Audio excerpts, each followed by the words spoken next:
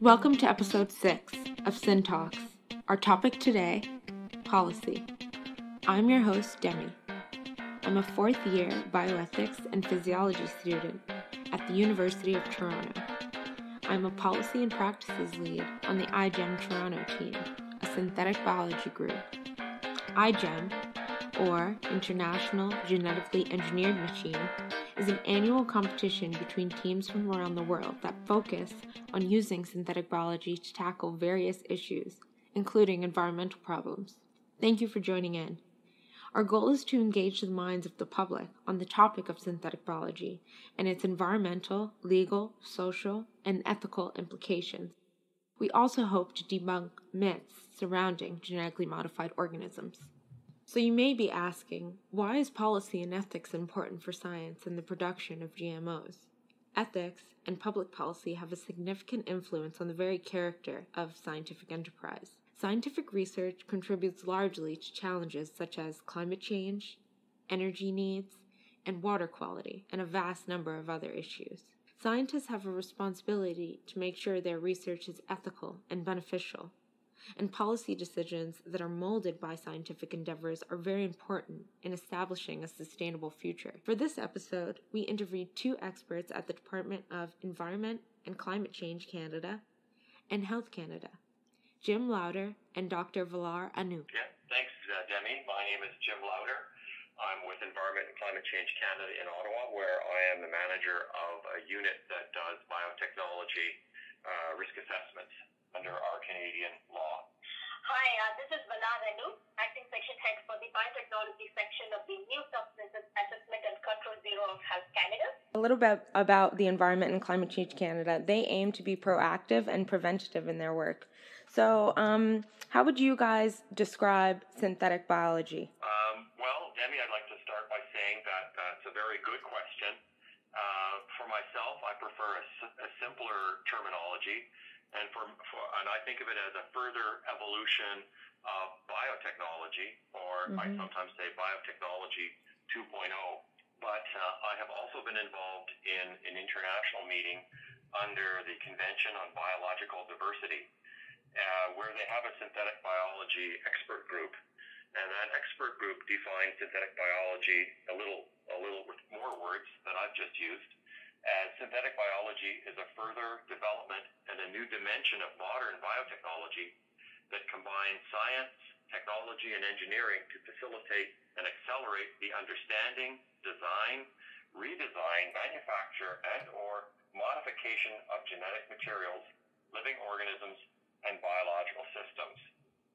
So, that's a lot of words, there's a lot of concepts, but I think you're trying to satisfy a lot of people when you put a lot of different expressions into the term. But I think the most important message, though, either way, if you go with biotechnology 2.0 or go with the definition from the Convention on Biological Diversity, it's very important that you've asked the question so that we are sure we're meaning the same thing when we use the same term. So, I mean, it's very good to start off that way.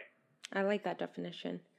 So, having said that, do you see any concerns that may arise with synthetic biology, especially in the department and field that you guys are both in? I'm sure there's a lot of potential issues or consequences that may arise.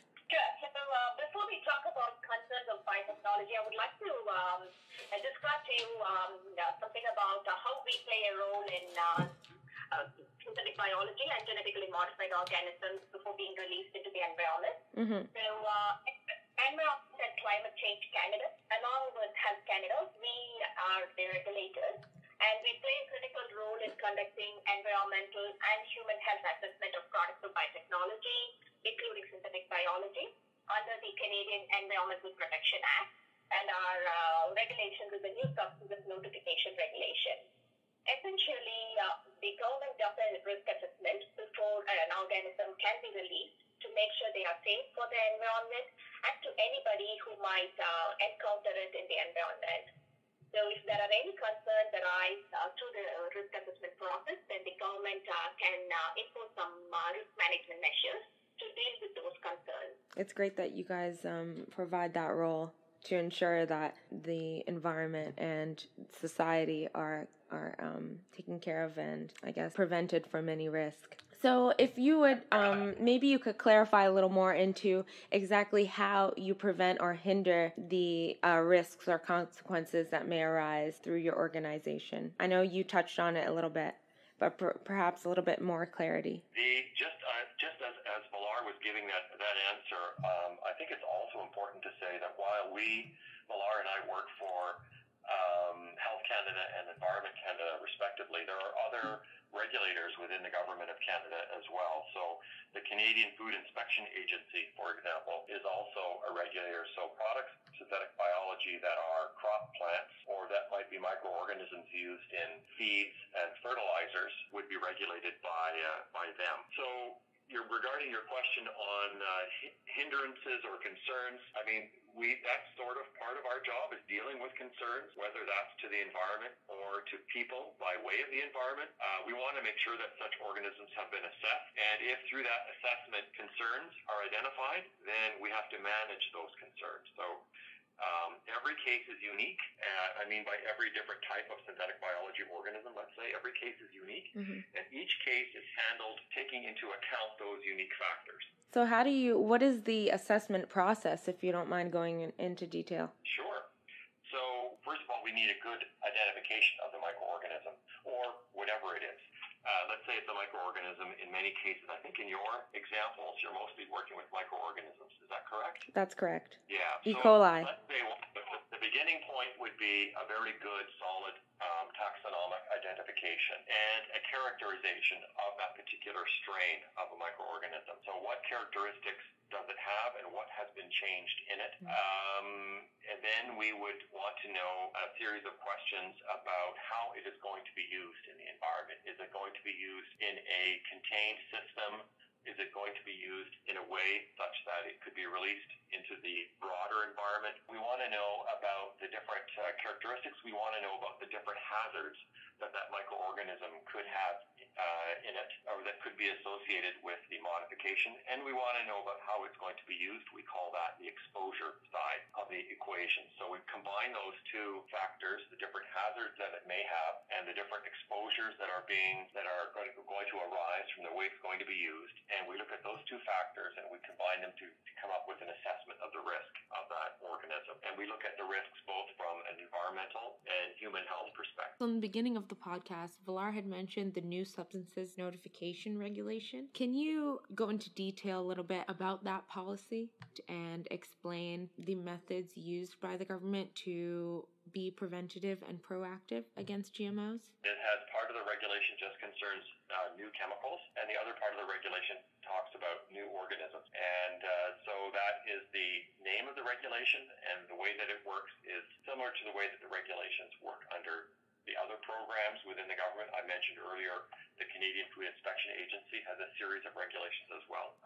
But under that regulation, in a sense, you mentioned the word policy. There is a policy implicit in those regulations that says that if it is something new that's going to be entering the environment or could enter the environment, then someone in the Canadian government is going to have a close look at it in terms of its potential hazards and exposures, and to come to a conclusion or a decision on what risks it might pose to the environment or to human health. Through writing policy and coming up with policies for GMOs in the environment, what challenges do you face and what things do you have to be kind of proactive about when considering the consequences that GMOs may have? I think that we're just going to touch on a few of them, and one of them I think is something that we share with you as part of iGEM, and that is communicating what we do and reaching out to Canadians that might be working with these organisms to make sure that they understand the science that we're working with, and making sure that they understand the science that underpins our assessment. As it's not always clear to us that everybody understands the same thing by using the same words, and the other side of that coin is that not everyone working in this field seems to be aware that the government has a legal responsibility to conduct these assessments. So there's a kind kind of an outreach and communication aspect that we find challenging. And when it comes to synthetic biology, and the reason, I think part of the reason we're having this call to talk to you about this is that this is a new word, a new term, and with it comes some newer recent developments in technology. So our challenge is to monitor those new developments in science and make sure that the regulations stay up to date as they might need to change as the technology changes. So, what do you guys, with this, as you said, Jim, synthetic biology is very new, and even the field itself is starting to grow and evolve. So what do you guys foresee that policy would look like, or that your work, how would it change based on this, if it does at all? Well, as I said in my earlier definition of synthetic biology, was it just basically is the next generation or the next iteration of genetic technology, of biotechnology 2.0.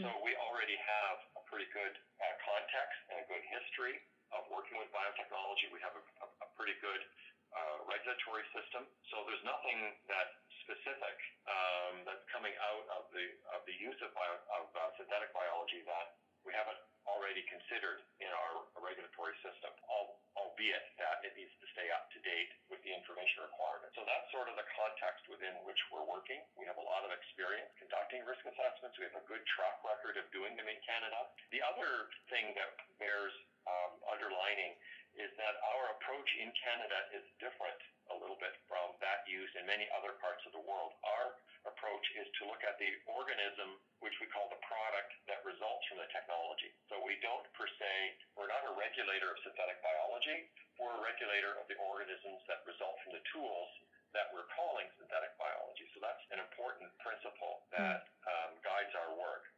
So we don't prejudge the technology. The technology used is not a trigger for our regulation. It's something that we need to be aware of because it tells us how the organism may be modified. So I think we are well prepared to deal with the organisms that result from the synthetic biology. Just not the case, so I just give an emphasis on what Jim had highlighted, that our under CEPA and the Canadian Environmental Protection Act and with the new substances notification regulation, it's a product-based assessment. So the methodology and tools used for genetic modification, and including synthetic biology, is one element taken into account for the risk assessment.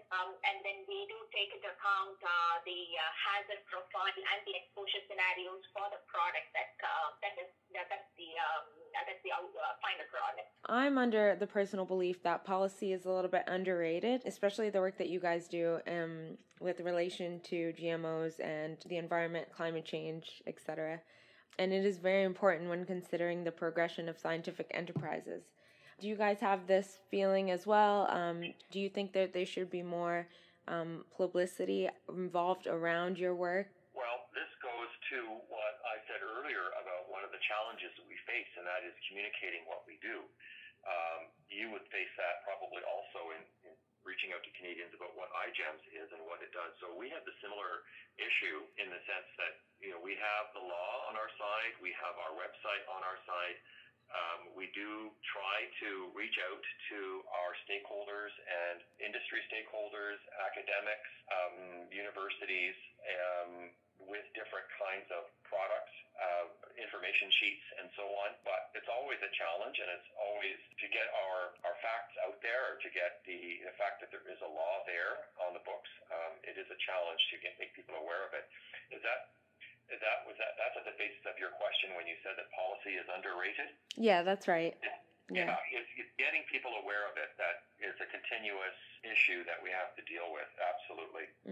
iGEM Toronto, we're based at the University of Toronto, and so our project focuses on bioremediation of aqueous substances. So in water waste treatment or in mining, we can, using E. coli and modifying E. coli, we can uptake valuable substances or pollutants, and they will form a gas vesicle and float to the top for easy removal. Could this be beneficial to the production of good quality water, in your opinion, and what are your concerns for our project? Jim did touch upon some of the elements of the hazard and the risk profile that we look forward to when we do the risk assessment of any new substance. So to answer your questions, we would need to ask some of our own. Now, first of all, we need to clarify what we are talking about. You did provide some information about the modified E. coli that is for wastewater treatment. So in our risk assessment in general, we would be looking at certain information like what mechanism will be used to do the bioremediation, and if an organism like an E. coli is used, how was it modified, and what new characteristic does it have after the modification, and where does that characteristic come from? So for example, is there any donor organism, and what type of genetic elements got involved? And what is the mode of action after the genetic modification? And also, we would be asking questions like where and how would the modified organism be released? In our risk assessment, we would be focusing on possible harms to the environment and to the human health, and less to the benefits, although we acknowledge that it is important as well. Our concerns would be whether the organism, the modified organism that may be released into the environment may or could have adverse effects on biodiversity. And we would also be concerned whether the released organism would have any potential impact on people who may come in contact with it through different exposure of downstream of where it may have been released. So we take a comprehensive approach of taking both the hazard profile of the organism and the exposure scenario. Thank you. Well, no, I just hope that you do well in your competition, Demi. Thank you. Good luck. Thank you. When you go to MIT, I think it's a fantastic. The whole idea is fantastic, and I think the whole the concept of iGEMs gets at what we identified earlier as a challenge, which is just getting people, young people too, but older people like me as well, to understand what we mean and what we're talking about when we talk about synthetic biology, and how we can talk about ways in which we can use the technology to make the world a better place. Yeah, I agree. Thanks for this opportunity. I would also reflect the same thoughts about iGEM. It's a great international organization that can bring together the young minds and other research minds towards this initiative. With the rise of synthetic biology research, policy becomes more prominent. Just as Valar and Jim mentioned, the importance of outreach and informing the public is a challenge, however, a necessary one. iGEM produced the policy and practices role to ensure this challenge is overcome and acknowledged throughout synthetic biology shareholders. It is important to teach scientists that ethics and policy is not about the hindrance of synthetic biology or other disciplines of science and medicine, but focuses on its progression. To integrate policy into the research conducted by the iGEM team would not only result in an impeccable discovery, but will form scientists into scholarly researchers. Thank you for listening. To learn more about our team and project, visit our website at igemtoronto.ca. Also, check us out on Facebook, Instagram, and Twitter. Stay tuned for our next episode to learn more about exciting new projects in the field of synthetic biology. This is Demi signing off. Goodbye.